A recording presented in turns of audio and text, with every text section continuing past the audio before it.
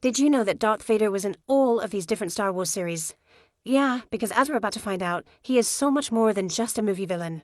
He's kind of become this pop culture phantom, just haunting our screens and our imaginations, and showing up in places you would never expect. So come on, let's follow the trail of the Dark Lord and see just how far his shadow really reaches.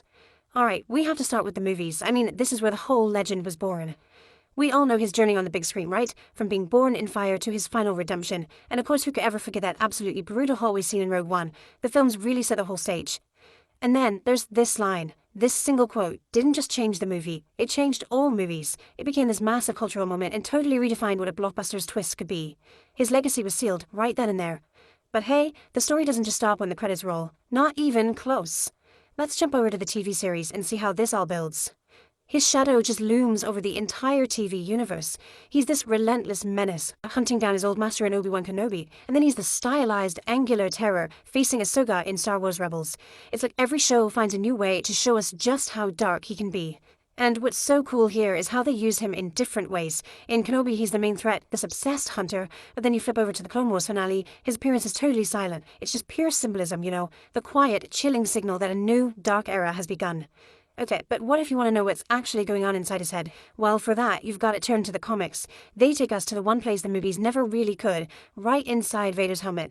Seriously, these Marvel series are a must-read. The artwork is incredible, and it's all about his internal conflict. You see him dealing with imperial politics, you see him actually create that iconic red lightsaber, and you see him forced to face the ghosts of his past. It's the deep-dive character study we just couldn't get in the movies. But let's switch gears. What if you didn't just watch Vader? What if you could be Vader? Well, that's exactly where the video games come in.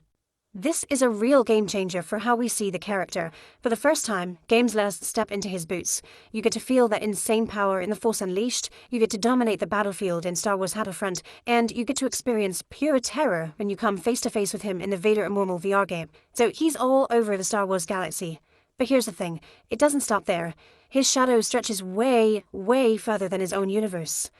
I mean, his icon status is so powerful that he just breaks through into other worlds. Think about it. He showed up as a guest fighter in Soul Calibur 4. That was a huge deal, proving he wasn't just a sci-fi character.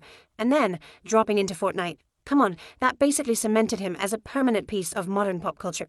So, when you put it all together, all the movies, the shows, the comics, the games, how many major appearances are we even talking about? The number is just wild. Over 30, and that's not even counting every little cameo or mention.